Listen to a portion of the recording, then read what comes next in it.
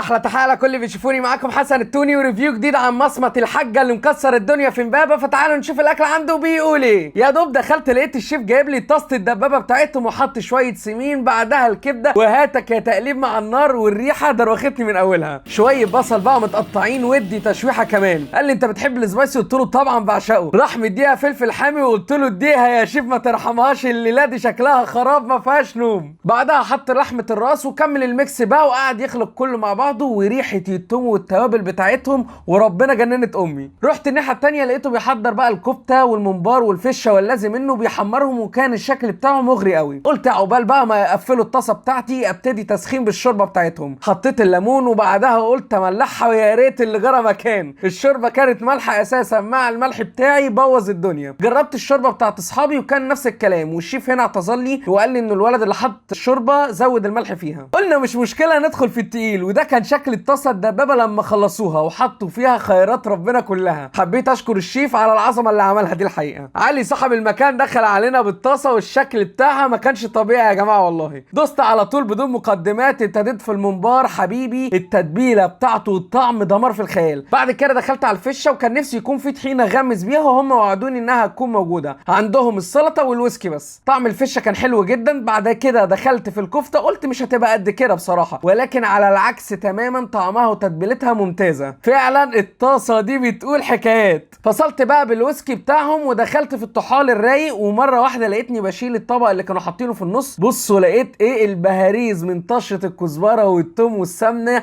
دي هتولع. رحت خدت الكبده البلدي وغرقتها في البهاريز دي يا جماعه، دي ليله زرقاء. طعم الكبده كان حكايه. بعدها بقى دخلت في لحمه الراس وعجبتني جدا برضو. وفعلا بامانه والله يا جماعه مش بجامل، زي ما صاحب المكان قال لي الحاجه طعمها فريش وبتكون اليوم بيومه. الكبده بلدي والحاجه طعمها باين والشكل كمان. وقال لي ان هو بياخد حاجته كل يوم الصبح من البدبح على طول على المطعم لحد ما تخلص وبيشطب، وبيكون هكذا الموضوع يوميا. ده بقى المنيو بتاعهم، والاسعار رايقه جدا زي ما انتم شايفين. اخيرا للي عاوز يعرف، الطاسه دي بتتعمل مخصوص وبيكون سعرها 350 جنيه وبتطلع زي ما انتم شفتوا كده.